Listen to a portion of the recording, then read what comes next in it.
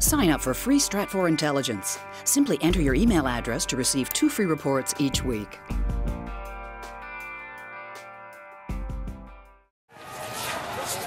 Last night, clashes broke out in Tahrir Square between youth pro-democracy activists and Egyptian security forces.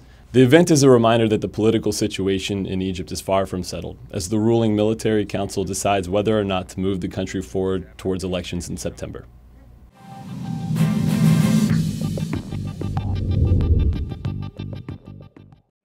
When the Egyptian military forced out former President Hosni Mubarak in February, its mission was very clear: to preserve the military regime that has existed in Egypt since the days of Gamal Abdel Nasser.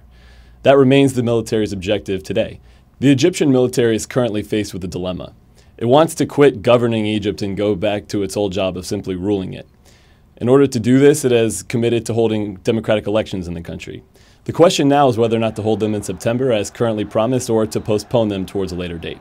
There are 2 camps in Egyptian politics when it comes to this issue. The first are the Islamists, most notably the Muslim Brotherhood. The second camp are the pro-democracy youth activists who organized most of the demonstrations in January and February. No matter what the military decides to do, it will risk upsetting one of these 2 camps.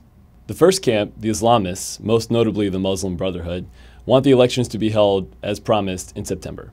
This is because the Brotherhood is currently the most organized political force in Egypt, but the Brotherhood wants to take it slow. It has vowed not to run for more than 49% of all the parliamentary seats in Egypt, and it has also promised not to put forward a candidate for the presidency. However, the Brotherhood still feels that the earlier the vote, the better. Other Salafist groups in Egypt, which have been allowed to form political parties for the first time in Egyptian history, feel the same. This will give them an advantage when it comes time to rewriting Egypt's constitution after the elections are held.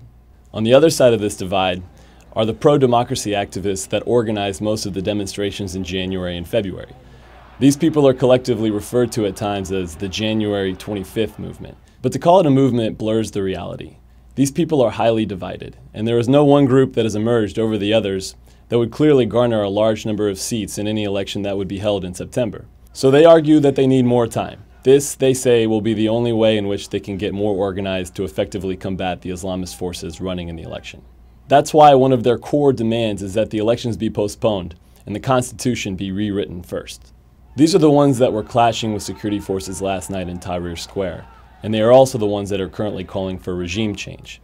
The military, unsurprisingly, is on edge because of this, especially in light of the fact that the January 25th movement leaders are calling for a return to the sit-ins in Tahrir Square that we saw in January and February.